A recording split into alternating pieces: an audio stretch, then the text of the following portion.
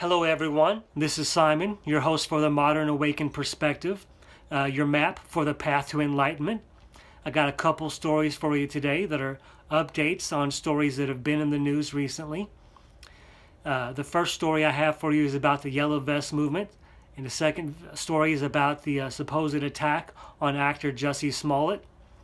Before I get into that, everyone please like and subscribe. That way we can convince YouTube to get this content in front of more people. So let's get into the Yellow Vest update that I have. It seems like the French government and President Macron are doing everything they can to stifle this movement. They want to take some further measures here to prevent the protesters from being out in the streets. This is a prolonged protest which seems to be gaining steam, and they want to do everything they can to squash that. So they've introduced a new bill into the government which will prevent people from wearing masks in the protest. And this is, by all accounts, because they have, facial recognition software, you can say, and they want that to be able to identify who some protesters are. And that way they can perhaps weed out some of the more charismatic leaders which are leading this protest. And they can do things legally to take these people out of the mix.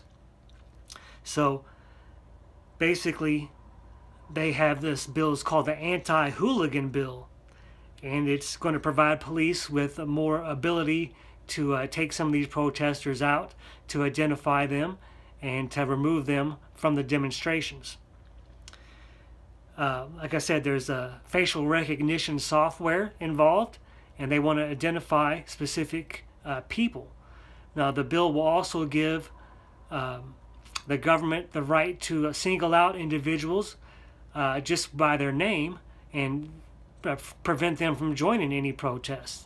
So they can try to squash this by removing any sort of people who are powerful within the movement, you might say. Now, it sounds to me like they're doing everything they can to squash this because it's getting out of control and they don't know what else to do. But in fact, it's expanded beyond France into other countries as well. Now, the tactics of police have come into question recently because they've using tactics such as, I think they call it a flashball gun, which has injured many people, even blinding a few.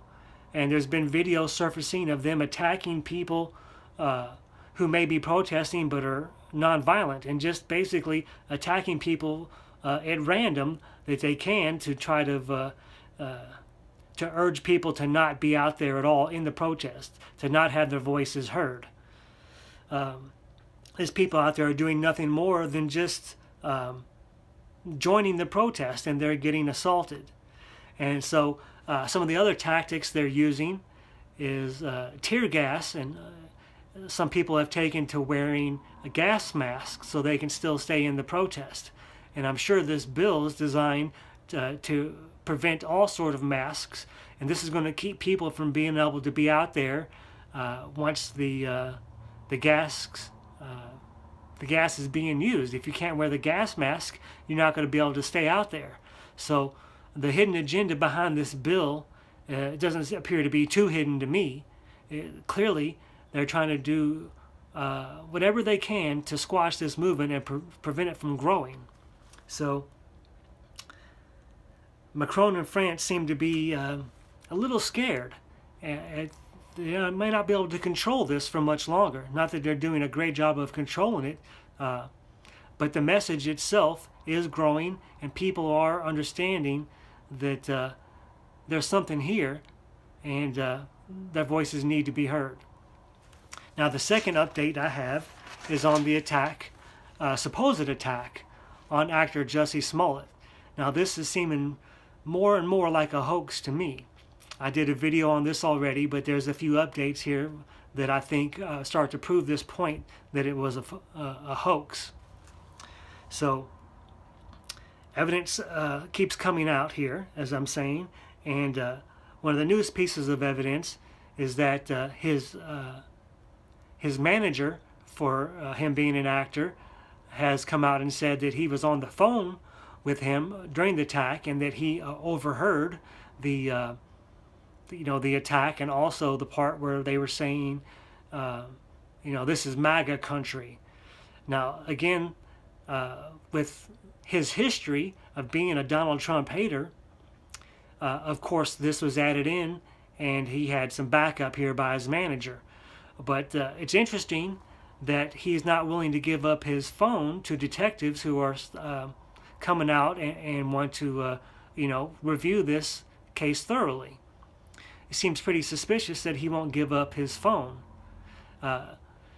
Now, also coming into question is the police have said that, I mentioned yesterday there was a second police report, and this only happened because they heard on media accounts that, the MAGA story was part of that.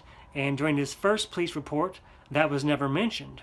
So basically, someone who's a known Trump hater failed to mention anything about the Trump supporters attacking him, that was not part of the original report.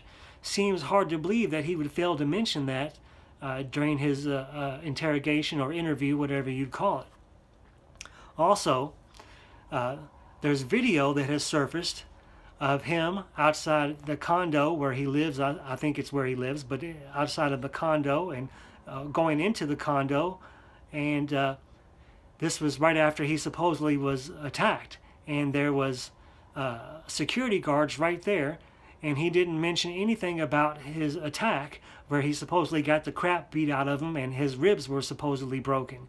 Yet he did not mention any of this to security at his condo. That seems pretty suspicious to me. And then supposedly there's some video showing some persons of interest, but it's horrible video that shows nothing of just two guys walking down the street. You can't identify who they are, what they look like, or anything. So this story is starting to seem more and more like fiction.